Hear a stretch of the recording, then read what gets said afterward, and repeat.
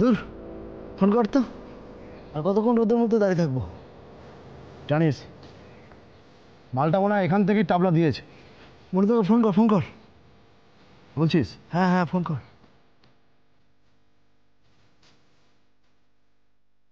Hello মন্টুদা। হ্যাঁ বলছিলাম, ওই এখানে থেকেও আসেনি। যা বাবা, আমি কি করলাম? তুমি বলার সঙ্গে সঙ্গেই তো আমি বেরিয়েছি।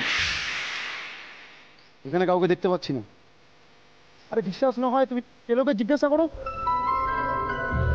ধর। হ্যাঁ মন্টুদা বলছি। জিজ্ঞাসা কর না চলে যাবো কিনা। হ্যাঁ মন্টুদা, আমরা কি ফিরে আসবো? আচ্ছা আচ্ছা স্যার, চল চল।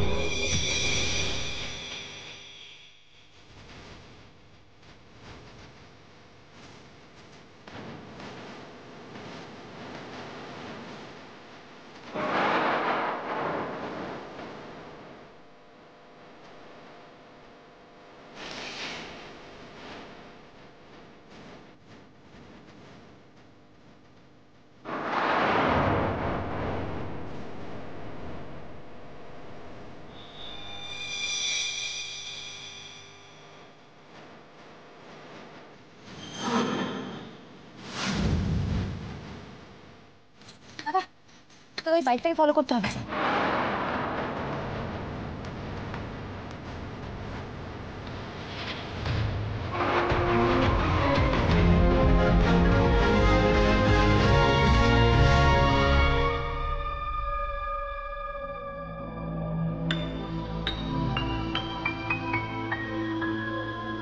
আচ্ছা, শ্রেয়াই বা এত দেরি করছে কেন বলো তো?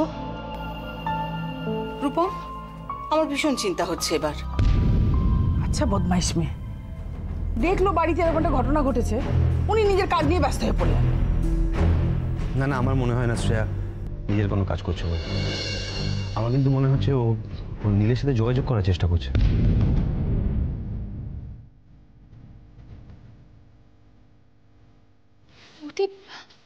বৌদি একা গেছে, কিন্তু বৌদি নীলকে পাবে কোথা থেকে? মানে নীলের ফোন তো সুইচ অফ। দাদা দাদা, আমি একবার ফোন করে দেখি নীলকে।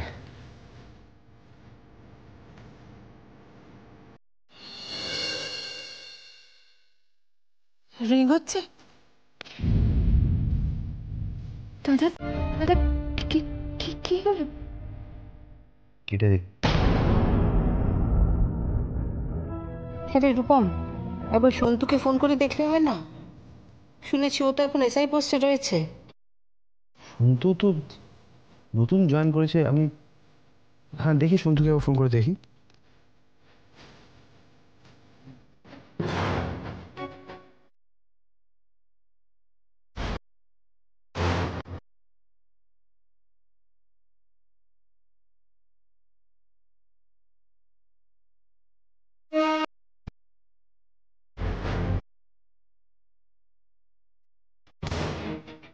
কি রে, কি বললো? আউট অফ স্টেশন, আর ও আমাদের লোকাল এসপিকে চিনি না। এই এক ঝামেলা হয়েছে। আজকাল চেনাশোনা না থাকলে কোনো কাজই হবে না। আমি তো তখন থেকে সেটাই বলছি যে আমাদের যখন পরিচিতি বিশ্বনাথ সরকারের মতন একটা ইনফ্লুয়েন্সিয়াল মানুষের সাথে আছে, তাহলে আমরা সেটা কেন ইউটিলাইজ করছি না? আরে সত্যি তো, রূপু তো ঠিক কথাই বলেছে রে। আশ্চর্য কথা। আচ্ছা, দেশে কি আইন বলে কিছু নেই নাকি? যাদের মন্ত্রীর সাথে কোনো রিলেশন নেই তাদের বাড়ি ছেলে কি পুলিশ খুঁজবে না? দাদা, এখন এসব নিয়ে কেন আর্গিউ করছিস তুই? আর আর তুই না করলে আমি এখন প্রমিলা আন্টিকে ফোন করবো। রূপসা, রূপসা একবার ভেবে দেখ। আমি ফোন করবোই।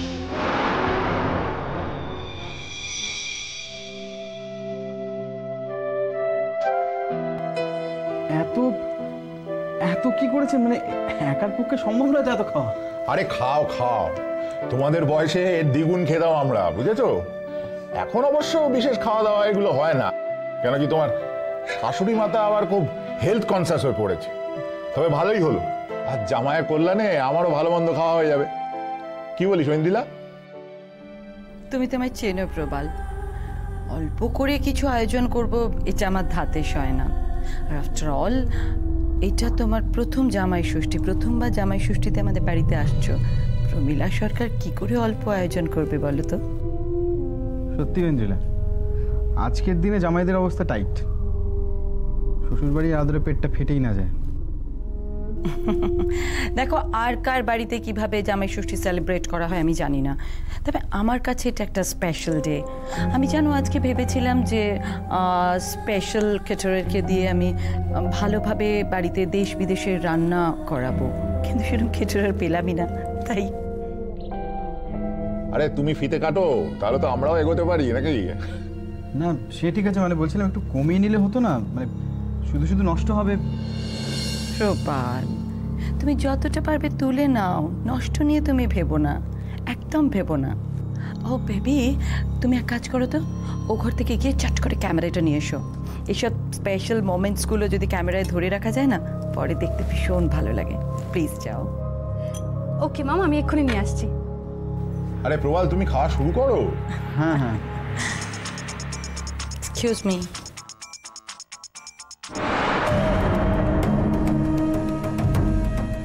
কি ব্যাপার, রুদ্রবাবুর বাড়ি থেকে ফোন এই সময় হঠাৎ?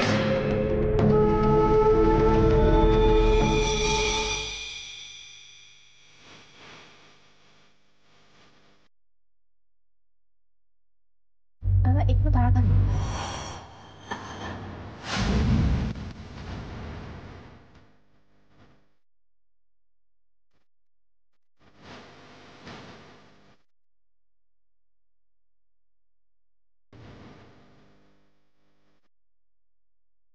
ব্যাস এখানে।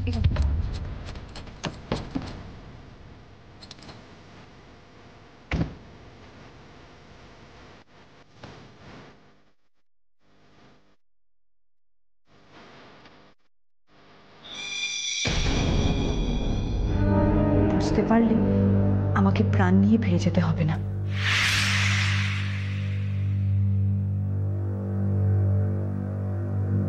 কোথায় যাচ্ছে এরা? কত দূর? নীল কি ওখানেই আছে? যদি ধরা পড়ে যায়? না না, এতটা রিস্ক নেওয়াটা বোধহয় ঠিক হচ্ছে না।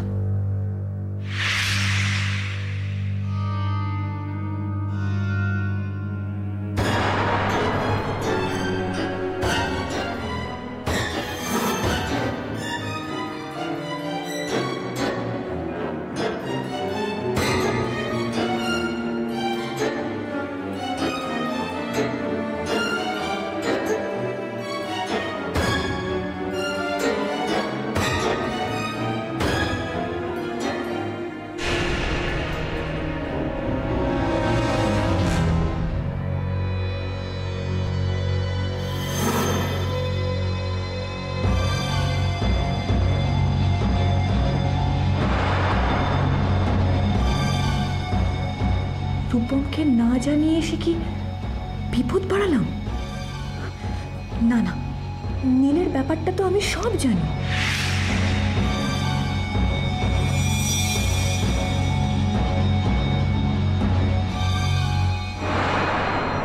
স্ট্রেঞ্জ, আমি তো কিছুই বুঝতে পারছি না। তোমার তো কিছু বোঝার দরকার নেই, যা বোঝার আমি বুঝবো। না না, তুমি আমাকে বোঝাও যে খামোকা তুমি এর মধ্যে কেন ঢুকতে যাবে? তুমি তো এটা খুব ভালো করে জানো যে প্রমীলা সরকার উদ্দেশ্য ছাড়া কোনো কাজ করে না। না না, কিন্তু ওই বাড়িতে আবার তুমি কি সমস্ত অপমান ভুলে গেছো? ভুলিনি তো, আর সেই জন্যেই ওদের বাড়িতে ঢোকা দরকার, যেভাবে হোক ওই বাড়িতে একটা এন্ট্রি দরকার। এন্ট্রি দরকার মানে? তার মানে তুমি কি আবার কোনো প্ল্যান এঁটেছো নাকি? প্ল্যান? ইয়েস, নতুন প্ল্যান, কিন্তু তার আগে আমার কয়েকটা ইনফরমেশনস দরকার। ইনফরমেশন? কিসের ইনফরমেশন? কার ইনফরমেশন? রুদ্রনাথ মিত্র আর জিনিয়াস শুভ্র চৌধুরী, এদের ব্যাপারে আমার কিছু খবর দরকার। জিনিয়াস শুভ্র চৌধুরী? সে আবার জিনিয়াস হলো কি করে? আচ্ছা, তুমি মসলিন দেখেছো কখনো? হ্যাঁ, মসলিন খুব দামি কাপড়। তা মসলিনের কথা এখানে আসছে কোত্থেকে? তোমার চাই? আমি কি চাই না চাই সেটা না হয় থাক এখন, কিন্তু তুমি সময় নষ্ট না করে যত তাড়াতাড়ি সম্ভব এই কেসটা হ্যান্ডেল করো। দেখো, নীলের এই কেসটা তো একটা জাস্ট বাহানা, ওই বাড়িতে এন্ট্রির বাহানা। আর তারপর তারপর শ্রেয়া সর্বনাশ আমার হাতের মুঠোয়। তুমি দেখছি কিছুই বলনি, সত্যি এটা মানতেই হবে। তোমার সাথে বুদ্ধিতে এটে ওঠা ওদের পক্ষে মুশকিল আছে। কিন্তু তুমি আর সময় নষ্ট করো না প্লিজ। দেখো, তুমি একটা ফোন করলে কিন্তু পুলিশ নড়ে চড়ে বসবে, ওরা নীলকে যেভাবে হোক খুঁজে বের করবে। অ্যাজ আ রেজাল্ট সারা জীবন ওরা আমাদের কাছে কৃতজ্ঞ থাকবে, আর আমি সেই সুযোগটাই কাজে লাগাবো। ঠিক আছে, দেখছি কি করা যায়। মসলিনের ফর্মুলা। রুদ্রনাথ মিত্র, তোমার ফর্মুলা এবার আমি বার করবই। হ্যালো, হ্যাঁ স্যার বলুন। হ্যাঁ স্যার, ডায়েরি আমি অলরেডি নিয়ে নিয়েছি। যে বলেন স্যার, না আপনি একবার বলে দিয়েছেন, ব্যাস মনে করুন কাজ হয়ে গেছে। আসলে স্যার আপনার রেফারেন্স ওনারা তো কিছু দেননি। হ্যাঁ, বুঝতেই তো পারছেন 1000টা কেস সামলাতে হয়। আপনি একদম টেনশন নেবেন না স্যার, আমাদের চোখকে ফাঁকি দেওয়া অত সোজা ব্যাপার নয়, ঠিক টেনে বের করব। ওকে স্যার, ওকে ওকে স্যার। চ্যাটার্জি, একবার এদিকে এসো তো।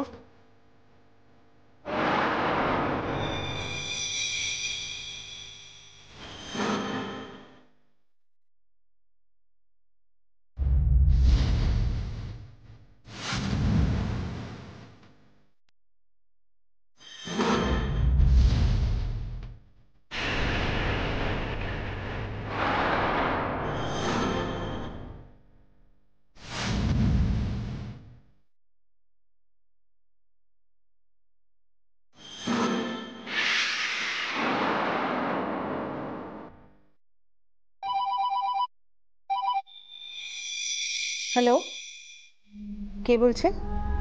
হ্যালো, আমি প্রমীলা সরকার বলছি। ও আচ্ছা আচ্ছা, আমি রূপমের মা বলছি। আচ্ছা, নীলের কোনো খোঁজ পাওয়া গেল? ডোন্ট ওয়ারি, একদম চিন্তা করবেন না। দেখুন, পুলিশ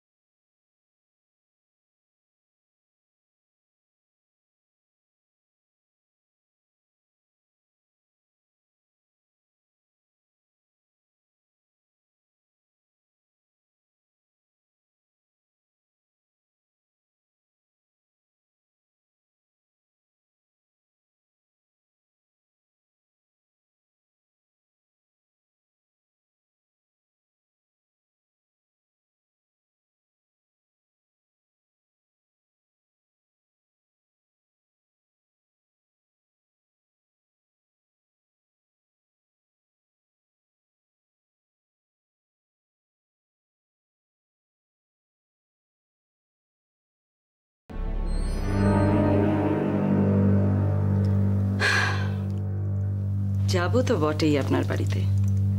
আপনি কবে ইনভাইট করবেন তার জন্য কি আমি ওয়েট করবো নাকি? আমি তো যাওয়ার জন্য পা বাড়িয়েই আছি, শুধু সুযোগের অপেক্ষায় ছিলাম। সুযোগ।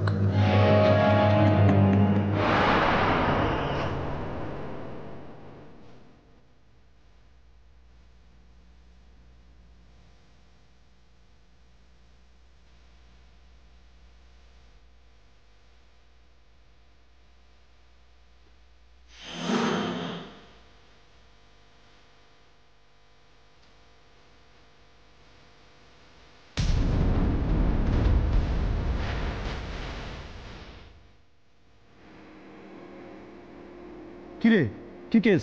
মনে হলো কেউ যেন আমাদের ফলো করছে। ফলো করছে? কি আবার ফলো করবো? চল আয়।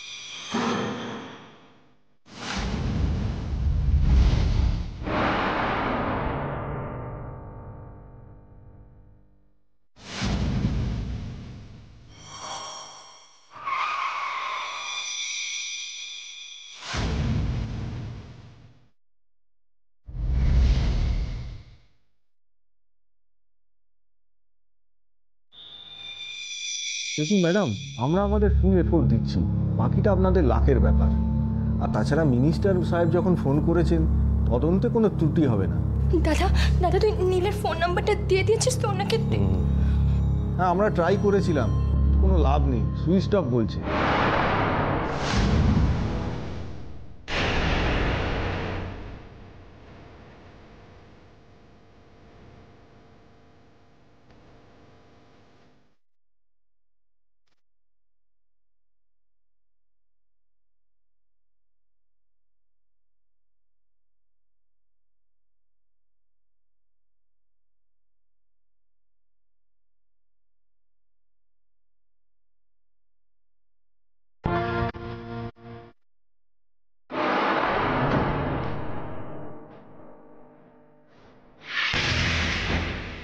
স্যার আপনি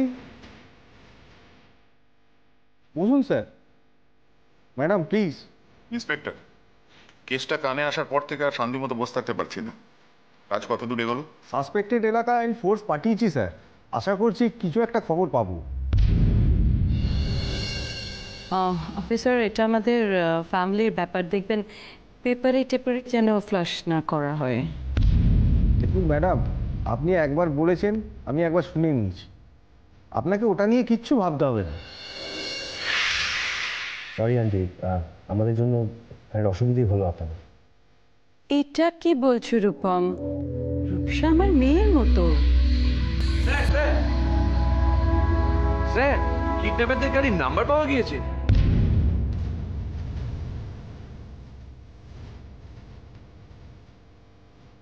গুড, অত অর্ধেক কাজ হয়েই গেছে।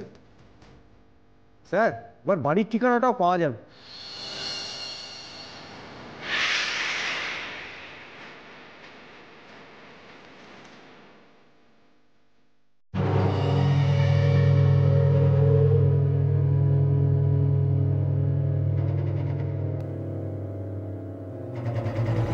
একা একা বাড়িটার ভেতর ঢোকা বোধহয় ঠিক হবে না, কিন্তু আমার মন বলছে নীলকে এখানেই আটকে রাখা হয়েছে।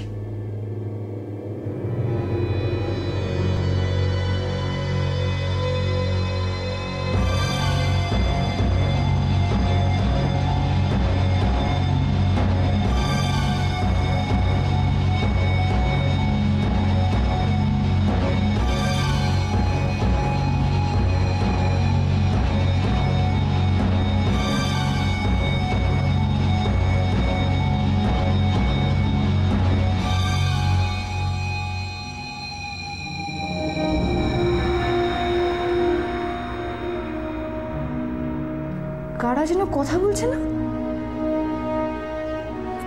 কে?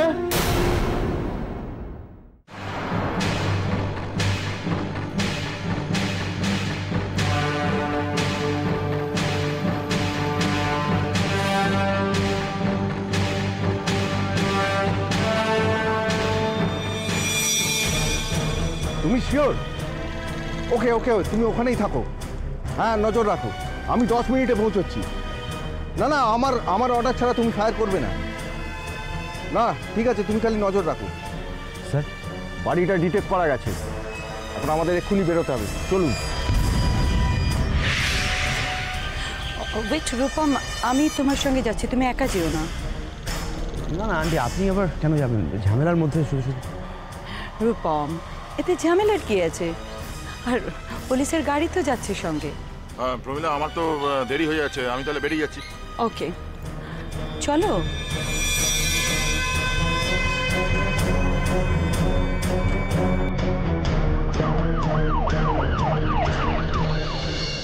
বাহ ম্যাডাম বাহ, একবারে বাড়ি অবধি ধাওয়া করে এসছেন দেখছি।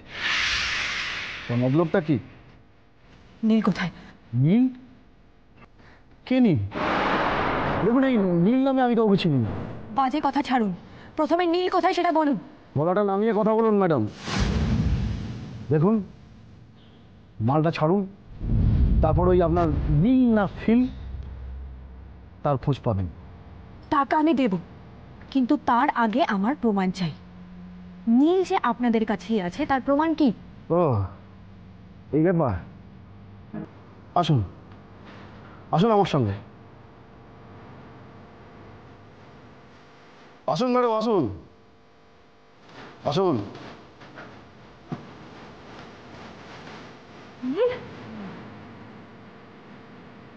এ তো স্যাম্পল দেখলেন, এরপর আরো কত কিছু দেখবেন। ওই আমরা ছাড়ুন। টাকার কথা পরে হবে, আগে নীলের হাত পা খুলুন। শুনুন ম্যাডাম, বেশি বাড়াবাড়ি করবেন না, এটা আমার এলাকা। আমি যা যা ইনস্ট্রাকশন দেবো আপনি ঠিক সেই করবেন। টাকাটা না পেলে কিন্তু ওই লোকটার পাশে আপনারও একটা চেয়ারের ব্যবস্থা করে দেবো।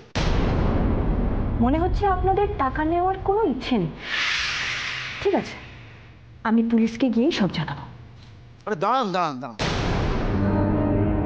কোথায় যাচ্ছেন? একবার যখন এসেই পড়েছেন তখন এখান থেকে অত সহজে যেতে পারবেন না।